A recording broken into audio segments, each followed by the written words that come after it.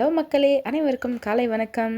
நான் உங்கள் ஈஸ்வரி ராஜ்குமார். இன்றைக்கி இந்த வீடியோவில் நம்ம என்ன பார்க்க போகிறோன்னா, நேற்று நான் விளக்க பார்க்க போகிறேன்னு சொல்லிட்டு ஒரு வீடியோ ஒன்று போட்டிருந்தேன். இந்த வீடியோ பார்த்து 2 சிஸ்டர்ஸ் கேட்டிருந்தாங்க. இங்கே மொட்டை போட்ட அனுபவத்தை பற்றி சொல்லுங்கன்னு சொல்லிட்டு அந்த பதிவில் கேட்டிருந்தாங்க. அதை பற்றி பார்க்கலாமா? நீங்கள் இவ்வளோ நேரம் பார்த்துட்டு இருந்தீங்க இல்லையா, இதுதான் என்னோடய ரியல் முடி.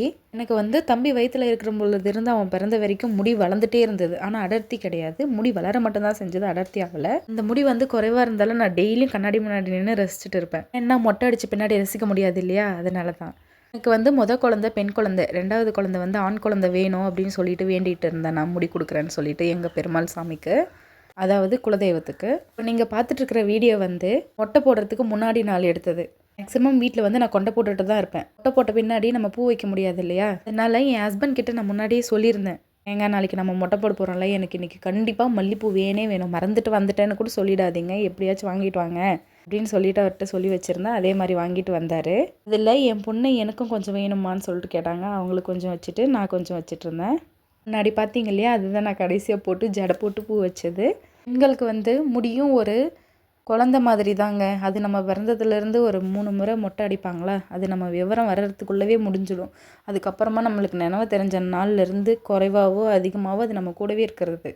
அது நம்மளை விட்டு போகுதுன்னா கொஞ்சம் வருத்தம் இருக்கும் இல்லைங்களா. இப்போ பாருங்கள், மொட்டை அடிக்கிற போது கூட நான் ஜடை போட்டுட்டு தான் உட்காந்துருக்கேன். அது காலையில் புதுசாக வாரினது.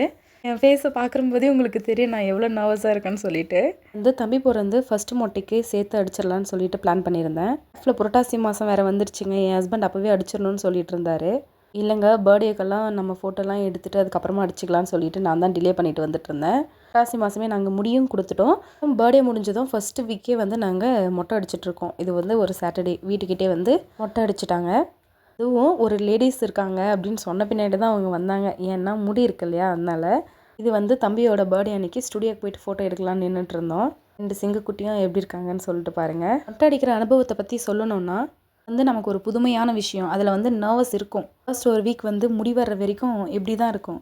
நம்ம முகம் பார்க்குறதுக்கு நமக்கே சகிக்காது. நம்ம ஒரு பெரிய விஷயத்துக்கு ஆசைப்படுறோன்னா ஒன்று இழந்தால் தாங்க ஒன்று கிடைக்கும்.